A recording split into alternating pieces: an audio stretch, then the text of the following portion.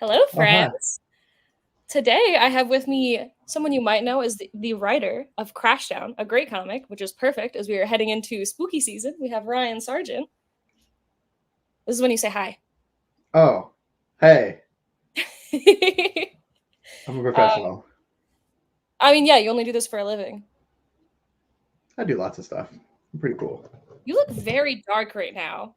I had to close my blinds because the other option is blast myself with light. You can see kind of right here. Mm-hmm. That would be all of this. That's no good. So we're doing this. All right, we're starting off great. Today we were Yes, we talking are. about Batman Arkham Asylum, a serious house on serious Earth. There we And go. There we wow, go. I light. turned the lamp on. Okay. Nice, soft, Hey. even light. Thank you for joining us. Did you actually put your book back in the slipcase? Yeah. I left mine out because it's too hard to get out. It's too hard to get out of that damn thing.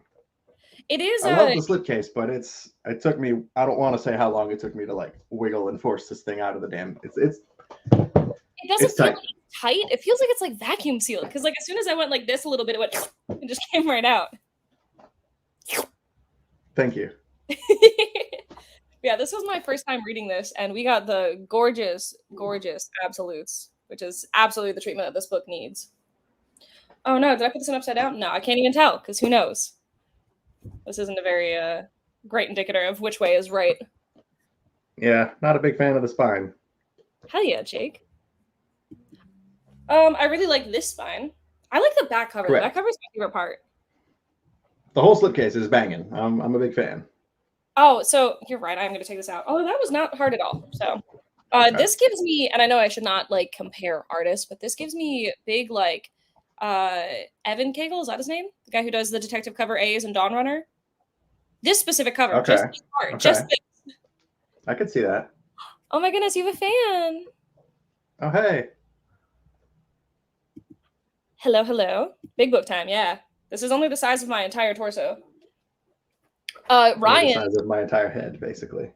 you have a big head. Ryan has the luxury of being a large man, so when he reads these, he gets just like hold them like they're a normal comic, and I have them like laying on the floor because they're too big for me. I wouldn't call it a luxury, but yeah, there you go. It's one of the perks, one of the very few perks. We had a lot of discussion also about this ribbon, which is a very nothing thing to talk about, but I just want to say that I was not a fan of it being included. My cat already chewed mine up quite a bit, and they're stupid. They're basically attached cat toys, and that's it. That's why you should get a big husky. That's why. Yeah. Although I'm sure he would play with this anyway. He's a very playful guy. The cats can be a nice little snack for him. I understand, but the way it was inserted, it left like deep indentations on the paper, which feels stupid for a book that's like what is this, like $125? 100. A lot. 100. A lot. But it's a lot to like open it up and have like pages kind of messed up because of a silly. We were talking about how it would be kind of nice to just have like a nice bookmark included, and that would be for my little like collector goblin brain. Like I would love that. Like there were when Batman Year One was originally produced, they came out with promotional stickers for it, and like, well, that's the absolute. I'm talking about originally, but I was just demonstrating. It's this one, in case you were confused. The one that says Year One on it. You can look. But yeah, they have like little stickers with it, and like for my little like hoarder brain, I love that. I'm like, ooh, I like Batman Year One. Like I should go find those stickers. So like I feel like bookmarks would like be a neat thing that people would end up liking too. Hi, Dad. Everyone's had my dad. Buying the Absolute Edition, clearly you must love the story, and this wasn't your first time reading. It was one of our first times reading, and I don't know who it could be. This is that's risky though. That is risky buying an Absolute for something you never read. I refuse to do that.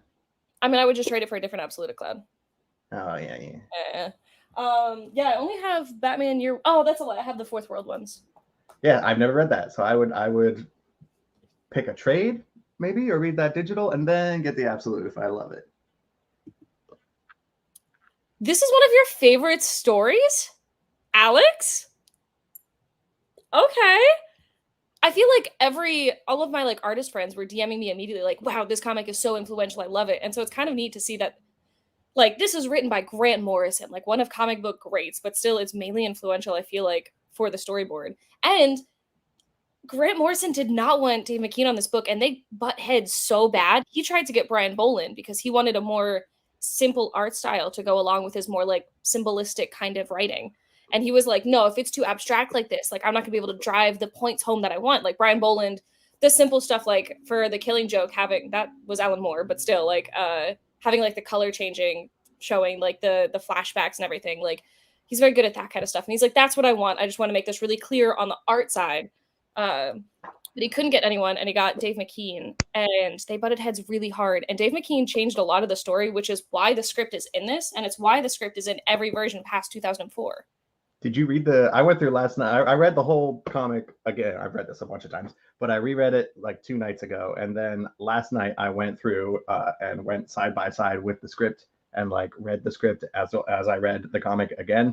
And you could really see like how much Dave McKean just is. I'm not doing that. I'm going to do it this way. I'm changing this. I'm not making Joker dressed like Madonna. That was a big note in here. Like, so apparently that part was actually kicked back from DC editorial team. Apparently, not specifically Karen, but just DC in general was like, no, Batman, like the Michael Keaton movie just came out. And they were like, no, they're going to think like that Jack Nicholson is like presenting as a transvestite, their words, quoting. And it was just like, I don't think anyone was going to make that connection. But that was the reason that they officially were like, we can't do that. But I do think like it being more subtle was more beneficial to the story. That is a huge theme in the book too, though. Like that's why all the psycho references are in here too, with like Norman Bates, and he dressed up as his mom and did a whole bunch of murder and stuff. And I didn't catch it till I went through and read the script, but there's a lot of shots in here of dudes wearing dresses and they're blurring the lines, so to speak, in that. And if you have the patience to read it with the script back and forth, I would recommend it. I learned a lot, even though I've read this book a whole bunch of times.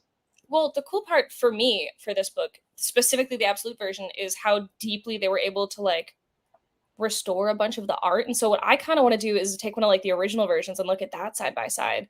Because some people almost prefer like how like washed out and how crazy the contrast got on that old book, but that's not the artist's intention. So I'm very curious about seeing all those pages side to side.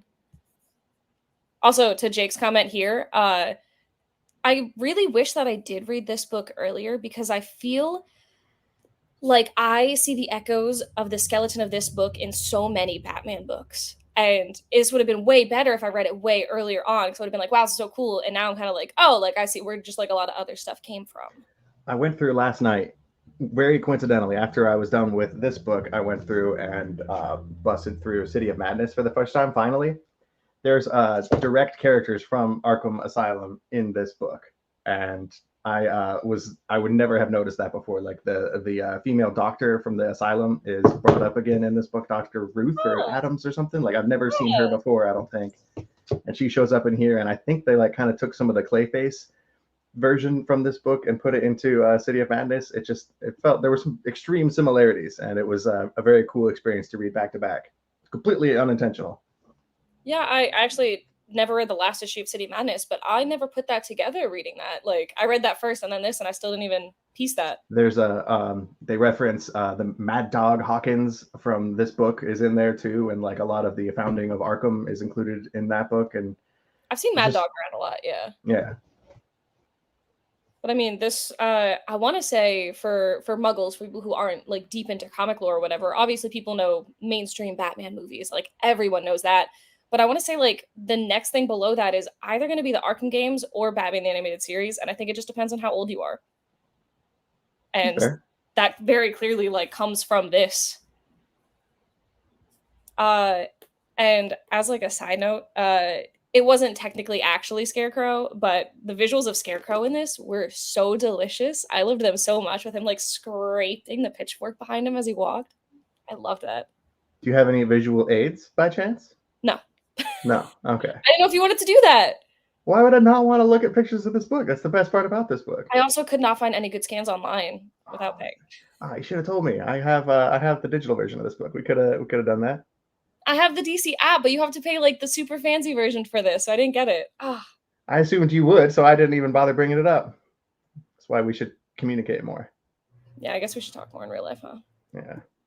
Yeah, see? Batman Arkham Asylum. Yeah, see, like I read like Batman Year One very early in my comic reading career, so I loved it. I love Dave Mazzucchelli too. Does Matt has not read Batman Year One? Is that what I'm seeing?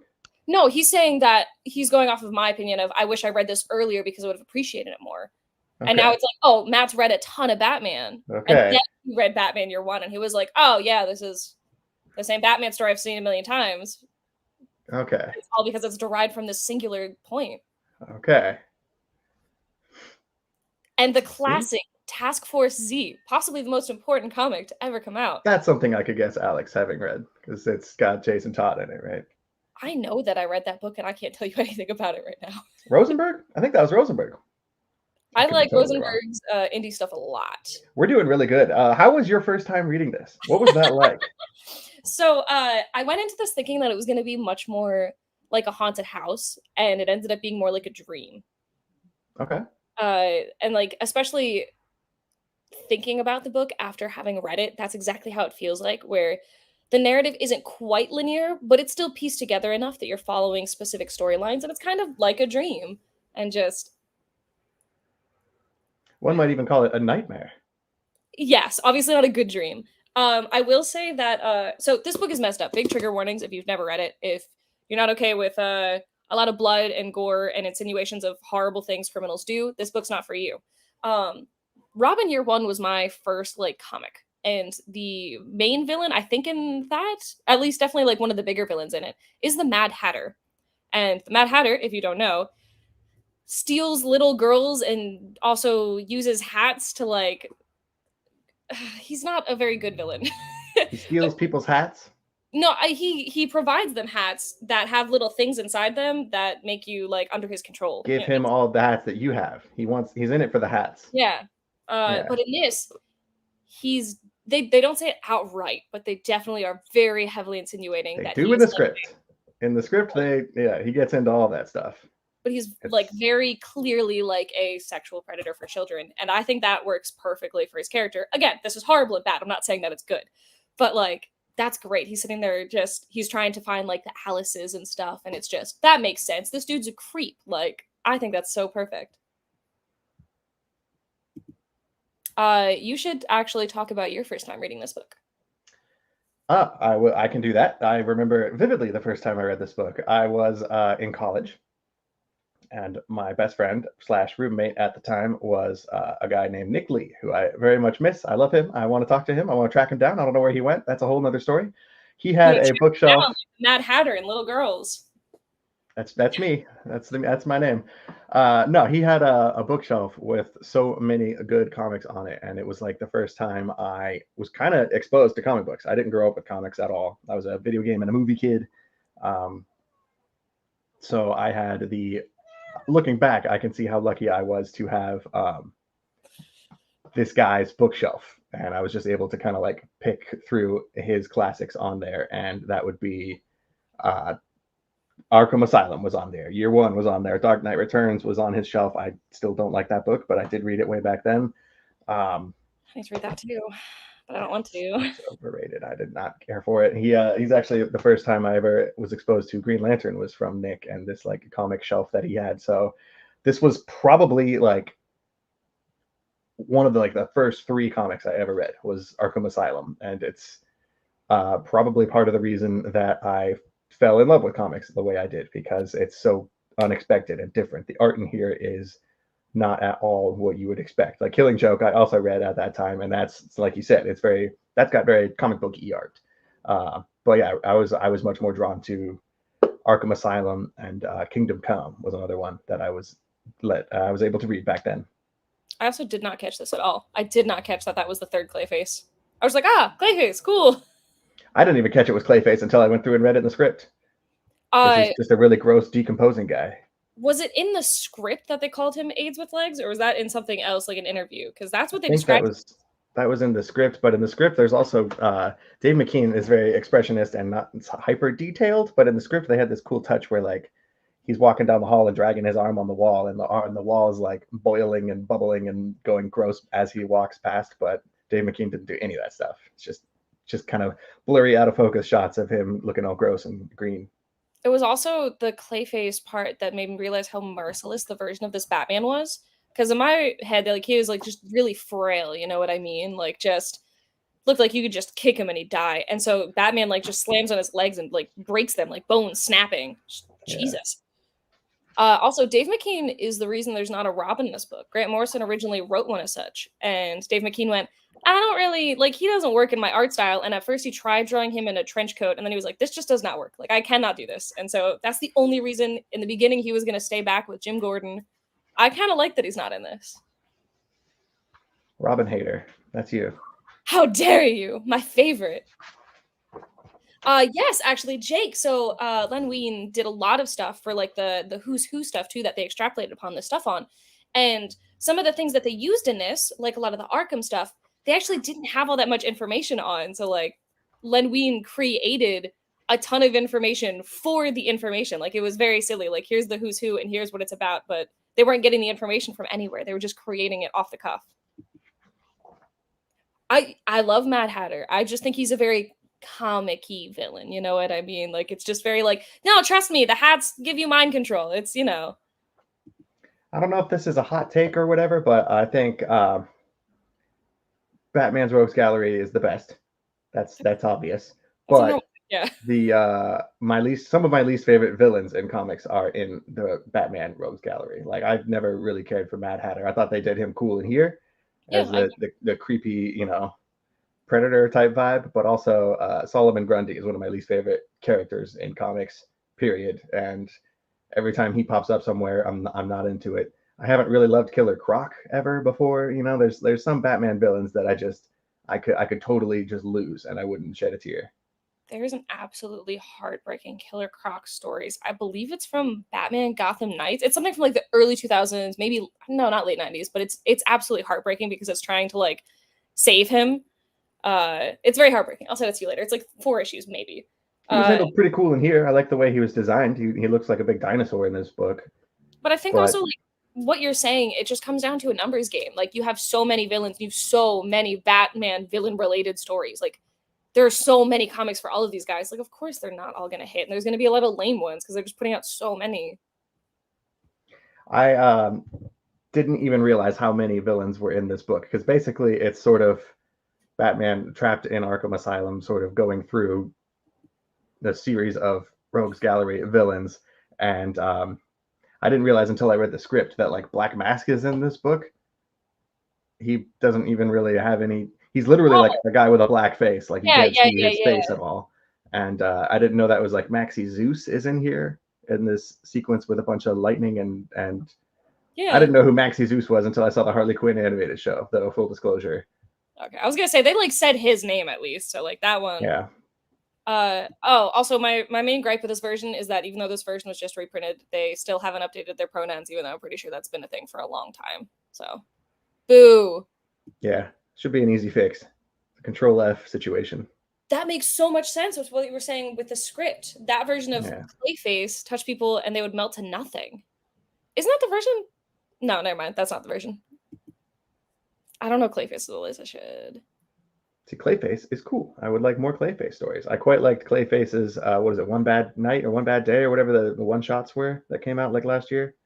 Yeah, who did that one? That was Tom Taylor did the Ra's al Ghul one, not that one, right? I think Clayface was Jackson Lansing and Colin Kelly. Oh, you love those guys. I love those guys, but I also really liked that story. No, I haven't read that one yet. I actually, as someone who is known for not being deep into Batman the Animated Series, I really liked him in Batman the Animated Series. It's one of the only episodes I can like pinpoint and remember. I don't remember. I didn't get that far. I got bored. I tried going through that whole show. I couldn't do it. I got bored. I've been working on it for a few years. It's great. But I thought the Maxie Zeus stuff was also like some of the best art in the book. I think it was my favorite art in the book as it pertains to a specific villain. Because I thought the uses of like blues and everything were just so beautiful in his style. Like, I don't know, the painted watery depths were just really amazing. Oh, okay, sick. I flipped right open to the page. I was going to say. But they're just so trippy and gorgeous. This book is definitely made for the art.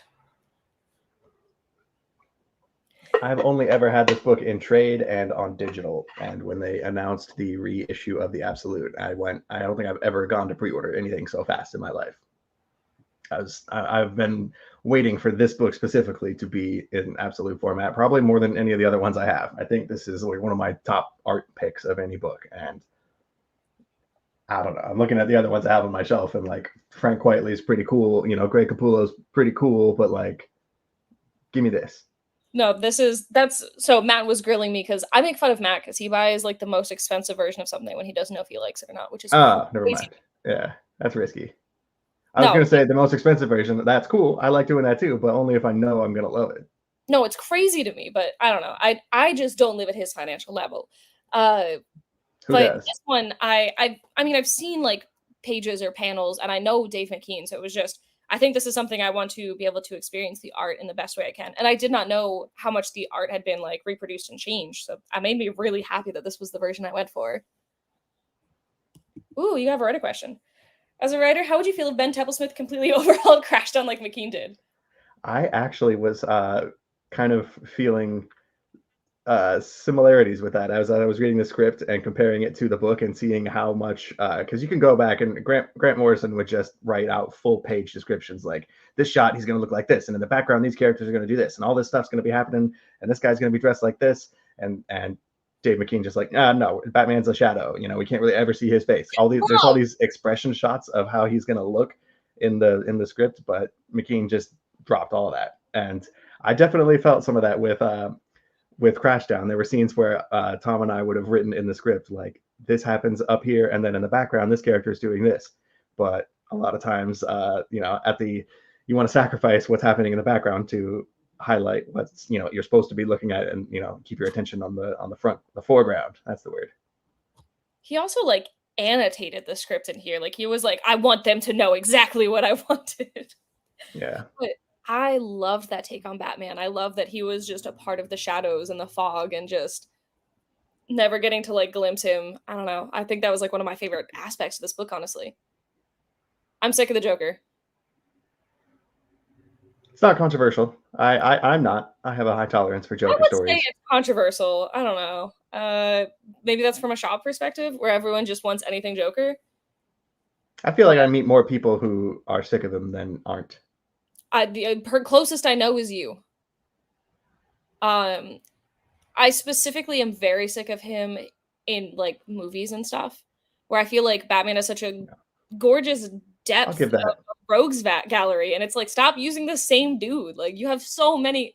I was like, that was a very annoying part for me for the Batman movie, where I was like, I love this movie, and then at the end, why did we have to like do a little Joker cameo? Just stop. This was a great Riddler movie. Go away. Like. That being said, I really want to see his version of the Joker. I loved that like deleted scene. I like that actor. I want to see what they do with him, especially playing off of Robert Pattinson. However, I do think it's time to give us a different villain. I want to see Court of Owls. That's me. Actually, but isn't that what they are doing? I don't think they've confirmed what's happening with the Batman 2. I don't think we know yet. I want Professor Pig for a spooky thing. Yeah, see, Matt's here for the laughing man. This is definitely one of my favorite portrayals of Joker. To be fair, I absolutely would have hated it if he was like the Madonna version, though. Yeah, and I totally ruined it. It makes me feel like weird saying that, because I feel like usually I'd be like, yeah, no, that's the stuff you should do, but I think this is so much stronger. I feel like usually editorial random decisions like that are not great, and I loved that. I think that being more subtle made it much stronger. It would have been way too distracting. And also, I would have been dumb and not have realized that was Madonna at all. It would have been like, wow, cool. I think I would have thought he was dressed like Rocky Horror Picture Show style. That's just too damn cool. Yeah. That's haunting. And plus, yeah, you got Batman over here. There we go. That's pretty much all the detail you ever get of Batman in this book. Yeah, no, this is what I want. I don't want to be distracted by any other Joker with like fishnets or traffic cone bra. Wasn't that just supposed to be like one moment? At least that's how I assumed. Like it was just going to be like a when he's like in this book, he like kind of like slaps Batman's ass, and I thought it was just gonna be like a moment like that where like you see him talking about something and he does a costume change or something.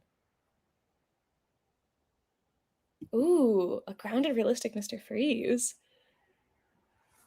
Mr. Freeze would That'd have be cool too. slapped in this book.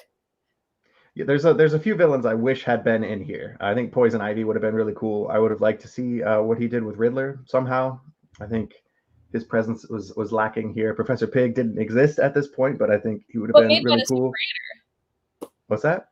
But made by the same creator, Grant Morrison. Oh, there you go. I didn't know Scarecrow was in a movie. Batman Begins. I haven't seen that movie in 15 years. It's not that good. I don't like it. Maybe that's a hot take too. I don't like that trilogy. This is true. I do also not like that we only get Lex Luthor, just because I feel like there are other things you can do. I do like Lex Luthor though. No, General Zod doesn't count. Yeah. Does Batman need more universal type monsters?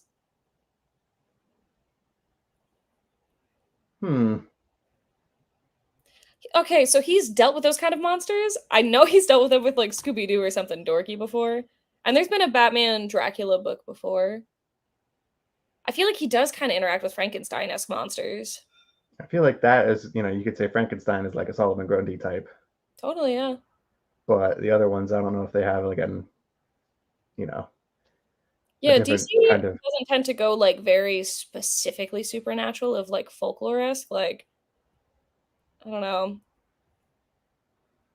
I feel like he would be very like Scooby Gang with it. Like I feel like it would end up being like, and see, it wasn't actually a werewolf. It was this like thing. So it's Harvey Bullock.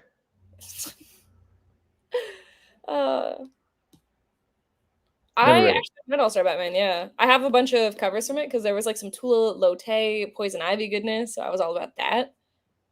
But I didn't read that. I thought it was perceived as not good, but then I realized the person I got that information from has really bad taste. So now I want to read it.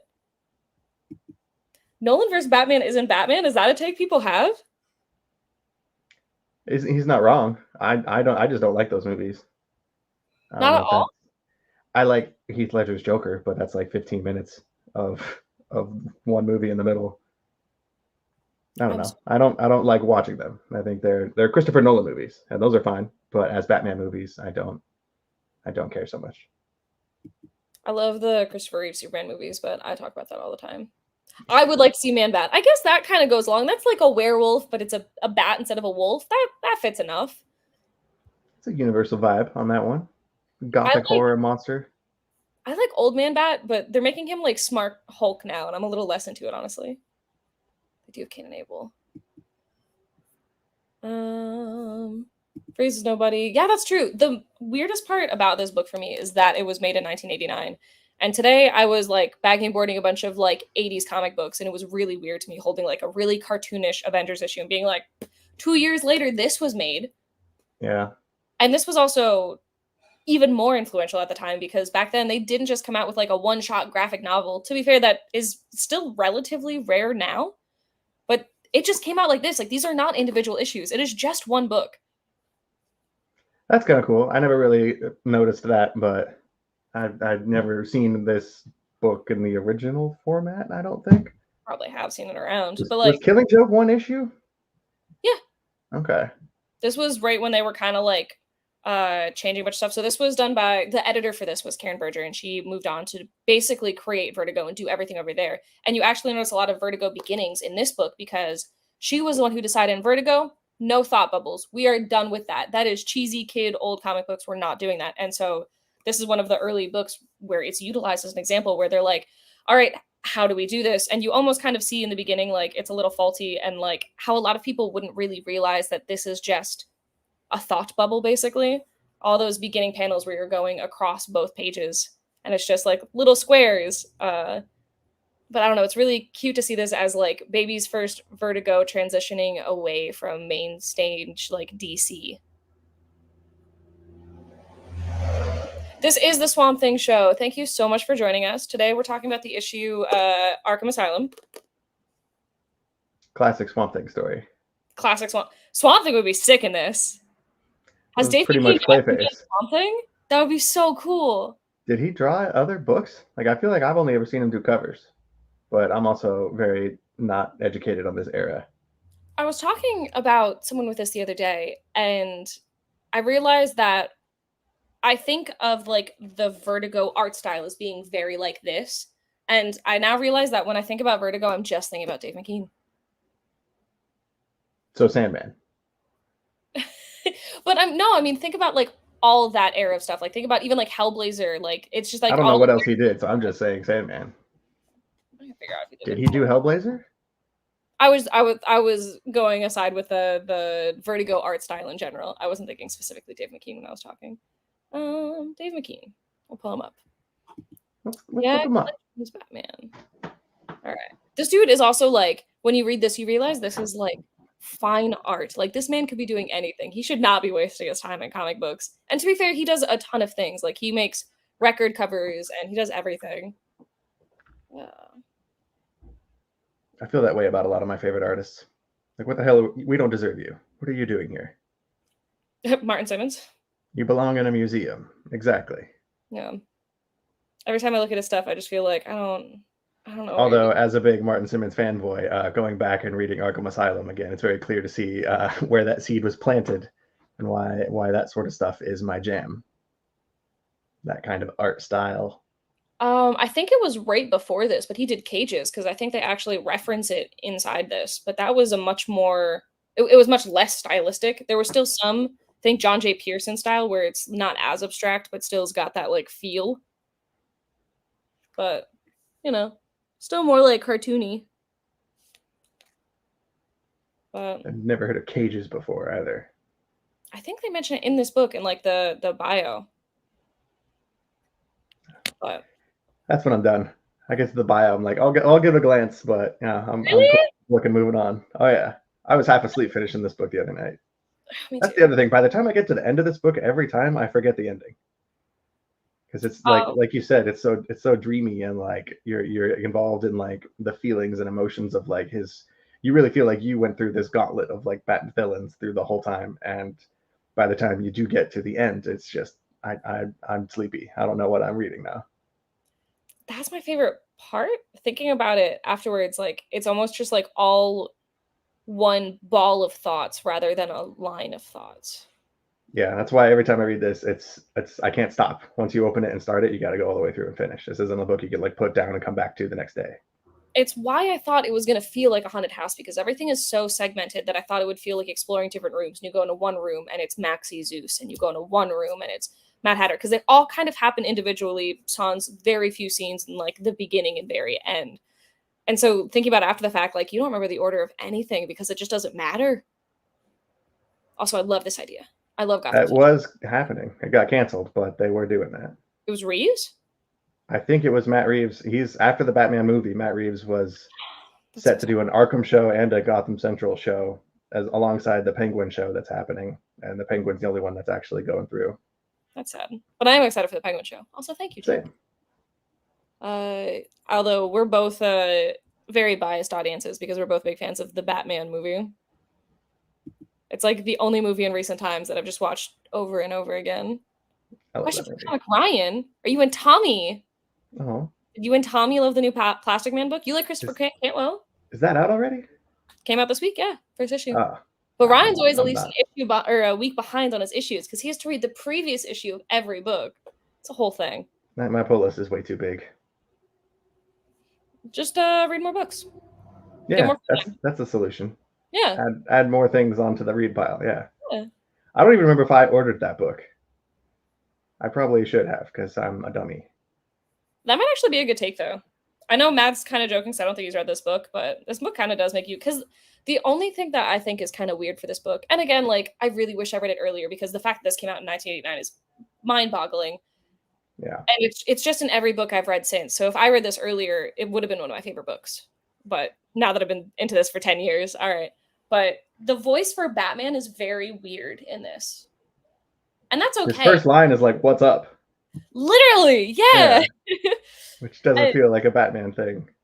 And he's like merciless, and he also asks a doctor for help at one point, and so she ends up like killing someone for him, and it's like I That don't was all know. intentional, though. It's all in the script. But it's just, I don't want to say that he is off character because these characters have had countless fingertips touching them throughout decades. So they're not just one character. Like, it's the voice of so many people putting this contraption together that is Batman. But it still just feels weird for what my perception of Batman is. Which it makes sense to me because technically the title of this, when it was coming out, was Arkham Asylum, A Serious House on Serious Earth. Batman was not in the title, and I like that more. But I know putting the title Batman on it makes it sell better because now I get to put it in the Batman section of the store. Like, I get it. But I like thinking of it more as less of a Batman book and more of just like a going through Arkham Asylum. Yeah, it was a cool origin story for the asylum itself, and a lot of Amadeus Arkham flashbacks and stuff were in there. I would have lost my mind if I read this at 15. I I was like 18. It was trippy back then, but I like as someone who really likes classic literature, I like how much like symbolism and repetitive themes are within this book. And I think that's true of quite a few of Grant Morrison's things. But like the way they keep circling back to like pearls in different ways, where the pearls are ripped off Batman's mom's neck, we all know, as she dies or whatever, and then the titular character killing his mom that starts off the whole story is done with like a pearl handled knife. And just he keeps using like these repetitive themes that balance across different characters. And I think it's really neat. Cute. I love video games, but it's been a long time. There we go. Who asked that? Who called you? Who called him Tommy? I don't know, but that's good. Can you do that? Can you call him Tommy for me tomorrow? That's how he used to go by Tommy when he was a little kid. I know. I've Apparently. seen the boxes. Yeah. Yeah, the comic book prints, Bumpkins. Bumpkins says Plastic Man and More is great, and Bumpkins is a good source. The Batman is actually back, man. Like that only made Batman more realistic. That's fair. Yeah, this is a book. If you haven't read it, I guess I don't want to tell people to go spend $100. You can go find it. You know, most places if you have a pull list, you get like a discount on trades. You know, Cloud gives you 20% off graphic novels if you're a sub. So Every shop should have this trade. Like it's a required, like Watchmen. Like this belongs, in your must read, section of a comic shop alongside Watchmen and like Batman Year One. but like I usually wouldn't specifically recommend an absolute. Like that's like Oh read yeah, this if it's your favorite thing. But this one like we're reading it not in like a crazy like some big people in this chat. people. Yeah. But reading this, like I do not regret getting it like this because I think that made me like it so much more. And I think it makes sense for it being the Joker, but the way the Joker's words are written, he also doesn't follow in a speech bubble, and I love that. All the speech bubbles are color coded to give the vibe of like whoever's talking. So Maxie Zeus has like a blue background and a black font. The Joker is just like red, like horribly scrawled writing just on the panel. It's not contained to anything. There's no arrows telling you it's coming from him. It's nothing. It's just like it's madness, and I love it. But I'm old and I have bad eyes, so like I feel like I liked that more reading it here, just for it being bigger. And the pages are every other page is glossy, and every other page is like thick and matte. It's very strange, but it is very Like very like beloved. Two-Face. I'm sure it was intentional. Okay. Oh, hey, that's Half not and it. half. Yeah. Um. Also, I think like slowly Two-Face is becoming one of my favorite Batman villains. I never cared for him before, but recently, like, I don't know, I've been liking a lot of stuff. I loved how they did him in this book. He might be my favorite villain in here. Matt, you should get this. You should. Yeah, I can recommend this to Okay. Matt. Matt, so Matt loves black and white art, and there's only a little bit of that in here, but there's a lot of like, it's mostly this. It's mostly black and white with then like a few panels of tones, and then Joker always looks like that. The beginning is kind of black and white when he's hanging out with Commissioner Gordon and stuff. It's sort of like washed out. There's a lot of like this stuff, and Matt loves black and white art, so that would definitely be all about him. There's also this gorgeous random like sketch of Dave McKean's, and I love getting to see like that style of art from him. And it's only like one panel, but it's really big and it's gorgeous. And that also was one of the ones that was so vastly different from this version to like the original trade. I don't know. I just really like they go in depth and like the extras here about how it was to try and reproduce the art because back then most of the art Dave McKean makes. So like if you ever saw the Sandman covers, those are physical dioramas that he builds with like wood and nails and then other things he puts on there. And then like pictures are taken of them and then they do scans of the actual physical film and then they have to adjust that and like it's a whole process. And so sometimes the art that also gets printed it was slightly out of focus, but they can't do anything about it after the fact, so it just gets printed that way. So trying to remake this, he was like tracking down original art so that he could look at it, and he had a few pieces because he gives a few pieces from every piece, or a few pieces from every book, which I think is neat. But having to like just try and find as much as they could have, and then since obviously they couldn't find every piece of original art from 35 years ago, he was just like extrapolating the information based on the differences between the actual like printed version and the actual art. And it's so interesting. It's like, it was a science. It was insane. Yeah, the more I read comics, the more I appreciate all of the behind the scenes stuff that's always in the back of Absolutes. Yeah. 3 times. Yeah, what 3 times? Also, that's probably $300. That's a one-time mistake. Yeah, after the first one, I'd be like, okay, I'm not doing that again. But you know, I did that with the fourth I'll be one, that cool. but I knew I wanted it no matter what. Where I just liked having it behind me. There's also they have this little part at the very end, and I honestly don't really know what it's supposed to be, but they have like a little page for each villain.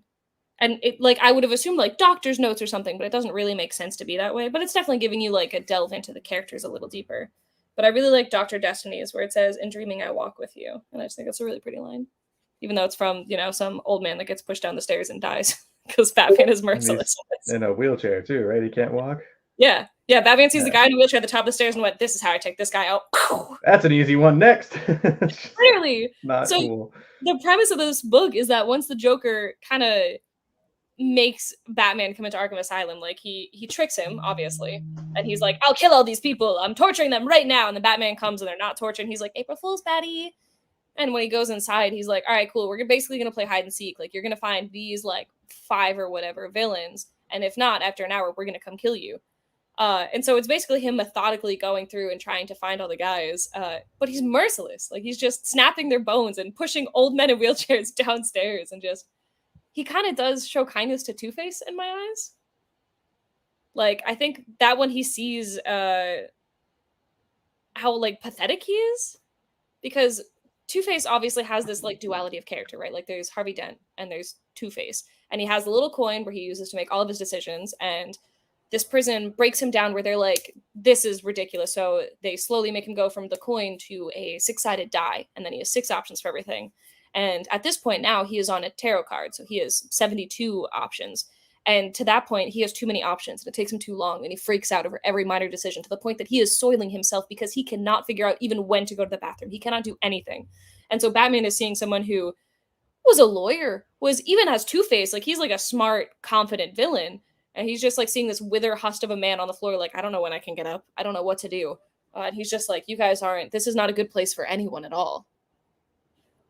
I read that the opposite way. I think maybe he was kind of feeling different about Two-Face because he could see that the system is kind of working on him in a way, like he's able to change and get, I don't want to say get over his binary obsession that he's had this whole time, but you're able to get him off of that and onto 6 options and then 72 options. So it might be a weird, slow, tortured process, but it does feel like they were making progress with Two-Face. And then spoiler alert, but the way like the book ends, right, is with Two-Face flipping the coin and then lying about. Two-Face is flipping the coin because Batman gave it to him. Sure. And earlier in the book, Batman was like saying to the lady doctor, like, "I don't think that this asylum can help anyone if this man is riddled to this." He was like, "You certainly aren't helping the Joker." And then she goes on to say the stupid thing. Grant Morrison has gone on the record saying that he would change this if he could, but like saying she's like super sanity, like that was dumb. But yeah, even she was just like, "Yeah, I mean, if we can just break them down, sometimes that's what you got to do to build them back up." And I guess I took it an entirely different way. I think Batman was just like, this place is not good for anyone, possibly even the worst of humanity. Yeah. That's not a hot take. I don't like Invincible either. It's not that I don't like Invincible. I just think it's like, it's fine. Yeah. Overrated. It definitely gets way better the more you go into it. But I started liking it, I think 12 trades in or something like that, 16 trades in. And so at that point, if I was a regular consumer, I would have spent like 12 trades in. That's fine. It's a nice light investment. Yeah, exactly. Like for me, getting to read it for free, it was like, oh, these are really fast because it's Kirkman. and that's fine. I also didn't care for Moonshine that much either. That's Azzarello, right? That like Boo Ezra. Prohibition werewolf book, though. But yeah, I did not care for that. Batman Damned I liked, but those aren't absolutes, though, are they? The most expensive versions he was talking about, Okay. hardcovers. Okay. Batman Damned at least has Libra Mayhew art, but this is literally the only person I say this about. I do not like the way Brian Azzarello writes women. I'm not one of those people who like dissects that kind of thing really hard or anything. Like usually I'm just here to read a book, but man, he makes me feel icky when I read things. I haven't gone back and read it since it first came out, but I do like his Wonder Woman. But now I feel like I could go back and read that and have a different take on it. I want to read it. I love Cliff Chang, and it seems important. I just haven't gotten to it. It's one of my favorite New 52 books, underappreciated. Jake, we've been saying we were griping about that. Like, they haven't changed the pronouns in this, which is gross because it happened so long ago. Like, if it was a new thing, like, whatever, short grievances, but really annoying that they reprinted this and they still were referring to them as he. I'm very bad at catching myself, and so I just try to say Grant Morrison. I could still say that. So I get a pass? I don't know if that counts. We were talking about how cute Grant Morrison was in my Discord. It was very adorable. Mm-hmm. See, Invincible is, again, I don't hate it. It's just, like, aggressively mediocre to me. That's kind of, I don't want to go that far, but I kind of feel that way about Robert Kirkman across the board. I love Outcast. I quite like Oblivion Song. I love Void Rivals. You like Void Rivals? I like it, but I don't love it. I think it's pretty good. I think it's pretty good. Yeah. Yeah, see, Walking Dead is a cool idea. Lee Berhajo. That's it. I'm gonna out Matt right now. The other day, he discovered that the name is Lee, first name Lee, last name Bermejo. He thought whenever I was saying it was Lee Bermejo, and that was his last name. Like he's French? Lee Bermejo. Yeah. That's totally fair, Jake. It was a good notice for anyone here who didn't know. Grant Morrison is cool as hell. And I feel like knowing later on that they're non-binary, and I didn't... I don't know if I didn't know that for a long time, or if they came out later, or what. But obviously, like, the first quite a few things that I read by them, I didn't know.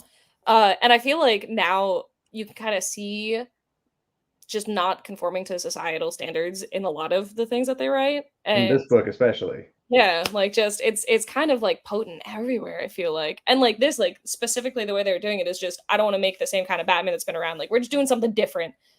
Which is why I don't want to get all like uptight about the voice of Batman or whatever, because it's like, this is very different, and I like that. Well, they specifically said too in the back matter and the script and stuff that was part of the intention with writing Batman this way, is that like he was supposed to go through this journey and sort of come out the other side as the version that we know, as like the kind of rough and tough badass Batman that we know. And Grant Morrison said that this was sort of written as like almost like a prequel to their Justice League run, which I think came out pretty soon after this, which I've never read either, but that was sort of the intention.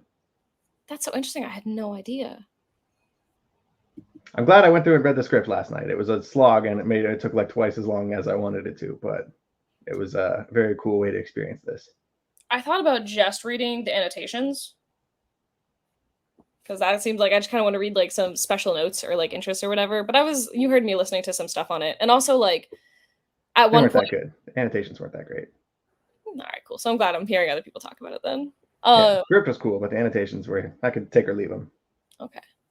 But yeah, it was so Joker going into the thing where they're saying like maybe he's not even crazy, maybe it's just a form of super sanity, which again, stupid line. But then after that, they're like, yeah, he currently feels like he is possessed by the Baron Guy, which is the Baron of like people used to pray to him for revenge because he was like the Baron of Mischief. And so I think that was just a very cute little pull of something I didn't know about at all. I know you heard me try to listen to how it was pronounced earlier. Yeah. I don't know. I love this book, but there's a lot of like, I'm glad Dave McKean is the artist on here, and I feel like he's definitely sort of reeled in some of the crazier out there ideas that were in the script. Grant Morrison is obsessed with magic. There's too much magic and too much like tarot card stuff in here. I mean, maybe it's not too much for other people, but that's definitely not my jam. It's part of the reason Sandman just doesn't work for me. And like, I don't know, all the tarot stuff in here is just not my cup of tea. And I'm glad. I can imagine just Dave McKean getting this script and just sort of like rolling his eyes and trying to skim past all these like long tarot explanations that don't need to be in the script. Like, come on, man. That was in the script. I'm so interested. Wow. Okay. Oh yeah, he's like, make sure you show this card because it's the tower, and the tower is the symbol of the whatever Yeah. the I saw that in the book. I paid attention to that part. Yeah. Yeah. You're such. I'm sure it's fine. It's nice and symbolic and stuff, but I'm a cranky. I don't. Not into tarot stuff or astrology. Unfortunately, I won't be seeing you tomorrow. All flights to Washington are canceled. Oh no. Dang. Just here, yeah. Washington is canceled. We're bad people. You're just going off the map tonight. Sorry. I mean, I wouldn't mind. But where does this rank for Batman books for you? Ooh, that's a good question.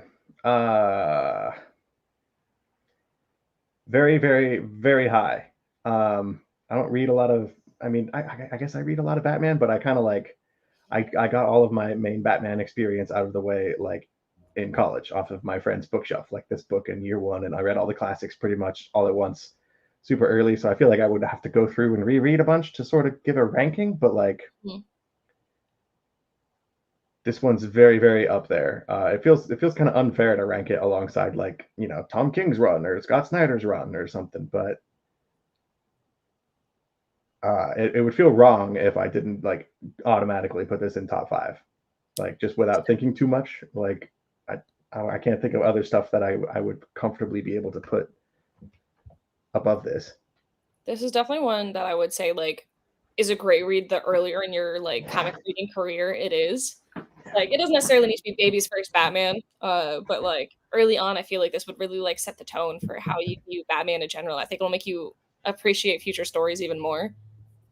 Like I love Long Halloween, I love Killing Joke, I love Hush, I love Court of Owls, but it's kind of hard to put those above this.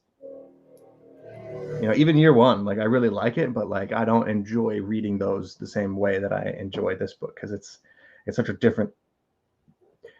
It's an experience. I hate that sounds the way it sounds, but like these other ones just feel like comics, and this book is like a trippy fever dream, or like I've never done hallucinogens, but I feel like that's got to be close to what this feels like. Oh, you haven't? Mm-mm. So I'm pretty sure that the Batman, the Demon trilogy, at least the first one, also came out in Batman 89. I could be wrong. And this was also crazy influential for the time, and it also came out in its like singular book format. But then the art is still very comic-y, and it's really good comic-y, but it's just still good, but a comic. Like, yeah. Now I'm just gonna be surrounded by books. Oh my god. Yeah. I definitely have books that I like better. Like, I haven't read The Long Halloween in a long time, but I had the opposite thing where I loved reading it. Like, I wanted to turn every page. I was drinking it up. Like, it was a huge favorite of mine. I haven't read in a long time. That was one of that might have been my first solo Batman book. No, it's Batman Year One and then that. And so like I wish that this was among those so much. I wish I could go and hand this back to previous Tessa.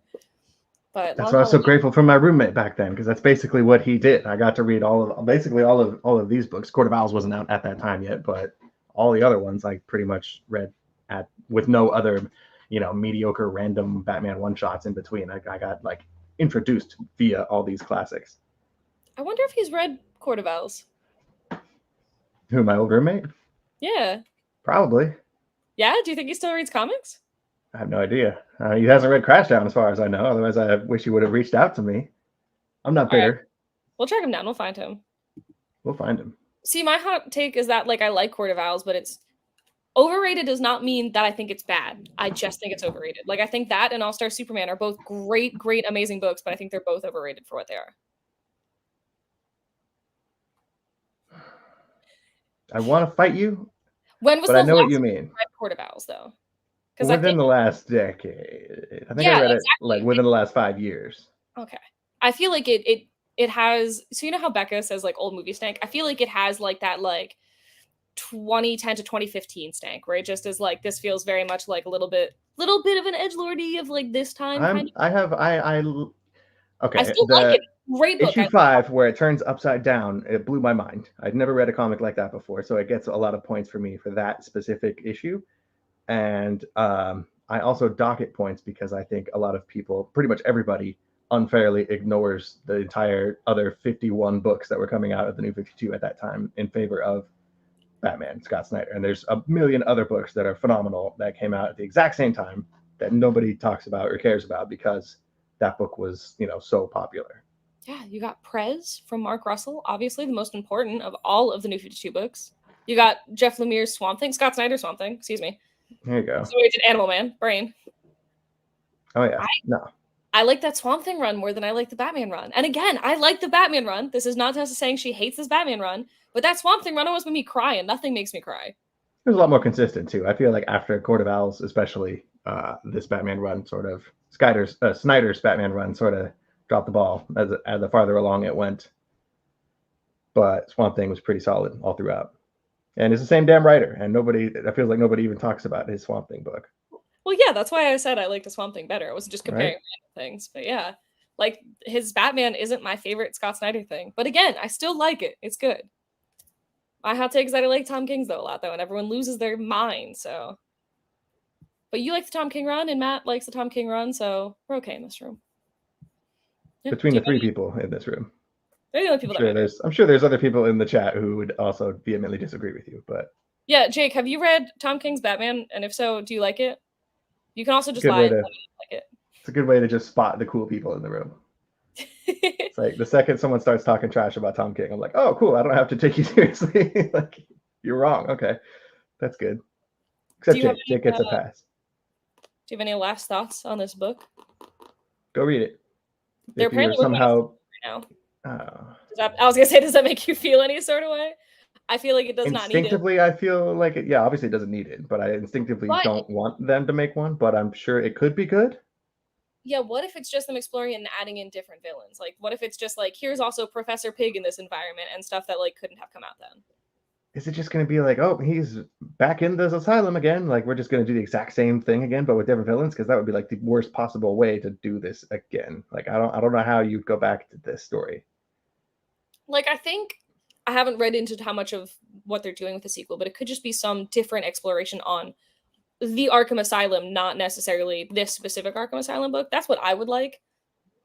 Like, let's revisit. I wouldn't mind more of an exploration of the founding of the asylum, getting deeper into like the backstory in that sense. But like, if we're just going to lock Batman up in the building again and have him face off a bunch of villains, no. Not to Jake mention we've seen that so many times. Jake hasn't really read Tom King Batman. Cadwa says they didn't read it, but they think the Riddler versus Joker thing wasn't good. My hot take is that I agree, and I know Matt is against me on that, but I think the Joker Riddler war or whatever is fine. It's fine. I like I think there's quite a bit. Obviously, Kite Man is a huge favorite. Oh yeah, well the Kite Man part is the best part of that whole arc. The whole arc, not the whole run. I don't know what you're saying, but I agree. I don't remember. Me neither. But if he's agreeing with me, then he's obviously correct. Yeah, do you have any closing thoughts on this before there's potentially a sequel? I would obviously, if they do make it, I will read it, especially if it's the same creative team. It was Grant Morrison I saw. There was some kind of interview and they were like talking about it. So I don't know if Dave McKean would be on the art since they did butt heads quite a bit on this, but I obviously would certainly prefer them both to be back together. I would rather have Dave McKean draw it and any other person write it. If I have to lose one of the creative team, like. And Dave McKean was even saying, like, revisiting this to, touch up the art, that he was saying that he would consider more of the end of his apprenticeship than the beginning of his career. And it's like, first off, what a baller phrase. You're really cool. But he also, like, I love the way he dissected his own art, because he was saying things like, I didn't realize how much of a hold, like, Bill Sienkiewicz art had on me at the time until I was revisiting this. And I didn't think I was exploring that too much back then. But it was like, no, this is just a Bill Sienkiewicz wannabe. I get that. What are your final thoughts? At first I thought that I didn't like this book as much as I should. While I was in the act of reading it for the first time, I was kind of like, all right, like art real pretty, and I was kind of like, this is fine. But after the fact, whenever I think about it, it has very much like that dreamy quality. And I've been like thinking about it more, and it hasn't really left my head. It's a little bit of like an earworm for a book. And I want to read it again because I want to dissect it more. So while at first I was kind of like, yeah, it's whatever, the book has stayed with me. And I think any form of art or media or anything that has the ability to do that is powerful and important. There was more than one occasion when I was at college, and there was like some sort of party happening in our dorm. I was guilty of being found drunk in the bathtub with no water. I was just laid in the bathtub because I was a little too drunk and I wanted to lie down, and I was just in there reading this book. Like this is maybe the Batman book I have read the most over and over and over because it is extremely rereadable, but also I think being intoxicated and reading it sort of only adds to the trippiness. This and being under the influence of something. I got walked in on a couple times. I'm like, oh, don't worry, I'm just reading a book alone at this party. Oh God, don't look! Okay. What the hell? That was a really loud car. Okay, yeah. This was so large.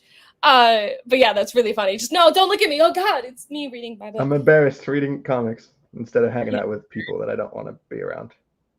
Oh, yeah, that's same. I was a cool kid, in college. I was pretty cool.